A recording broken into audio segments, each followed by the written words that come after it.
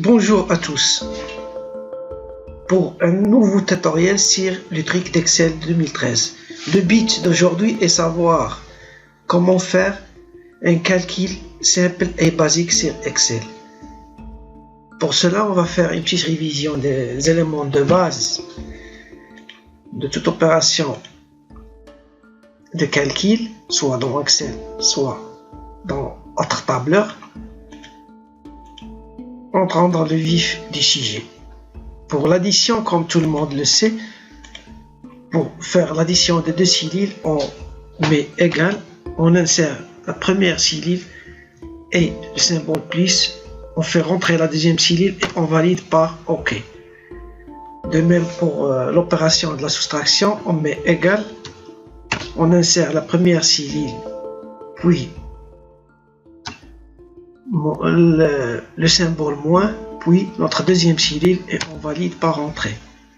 Similaire pour la multiplication, on met égal, on insère notre première cellule, puis le symbole étoile et notre deuxième cellule et on valide par entrée. La même chose pour la division. On insère égal, on prend notre première cellule, puis on insère le symbole de la division. On fait rentrer notre deuxième cellule et on valide par rentrée.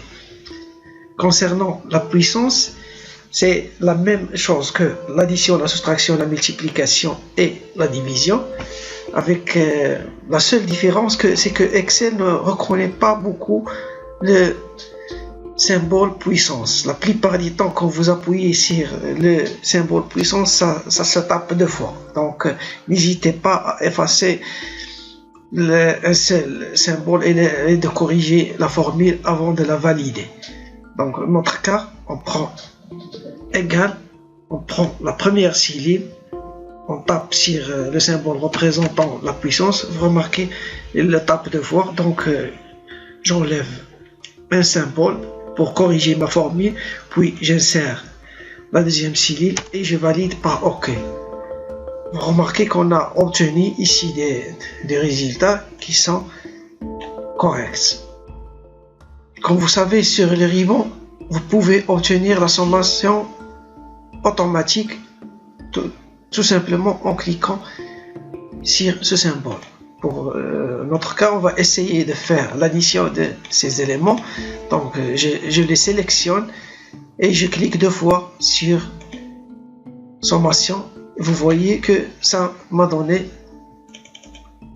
la somme de ces chiffres. Vous pouvez vérifier ici. On a déjà la somme, c'est 43. Ici, c'est 43.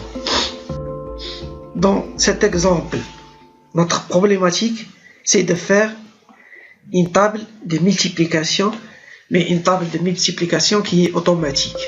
Je ne suis pas censé faire rentrer toutes les valeurs. Je dois chercher une formule pour remplir ce tableau automatiquement et le plus rapidement possible. Pour cela, je vais appliquer ce qu'on a vu dans notre premier cours, c'est-à-dire on va insérer égal et on va mettre B3, insérer le symbole de la multiplication, multiplier fois C2. Donc, on valide par entrée. Pour dupliquer cette cellule, on va décaler toutes les références vers le bas et de la même façon, on va les décaler vers la droite.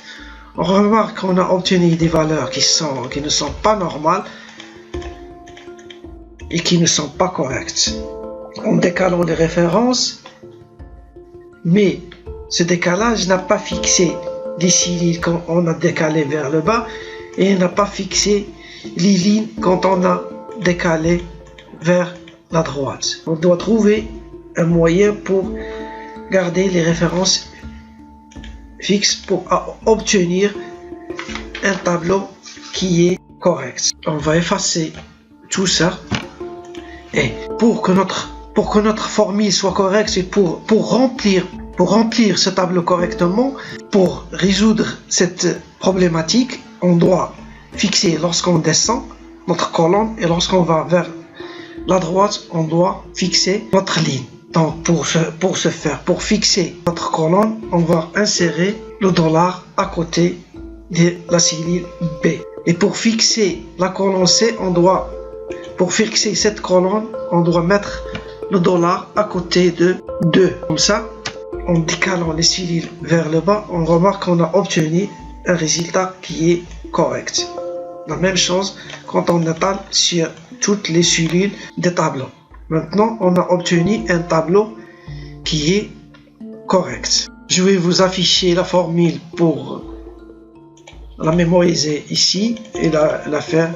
Donc, notre formule, elle est comme ça. Récapitulons.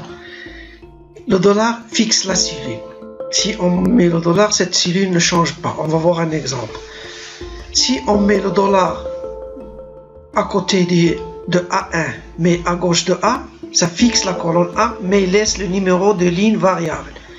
Si on met le dollar entre A et 1, ça fixe la ligne 1, mais laisse la colonne A variable. Prenons un autre exemple. On a 3 chiffres ici. On veut appliquer un pourcentage de 25%. Calculons le pourcentage de ces 3 chiffres, mais tout en appliquant une formule.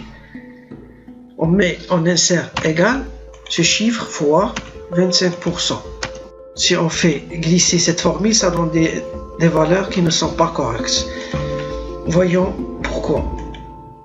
Si on clique sur notre deuxième valeur, on voit qu'il n'a pas pris le 25%, mais qu'il a pris la cellule qui est en dessous.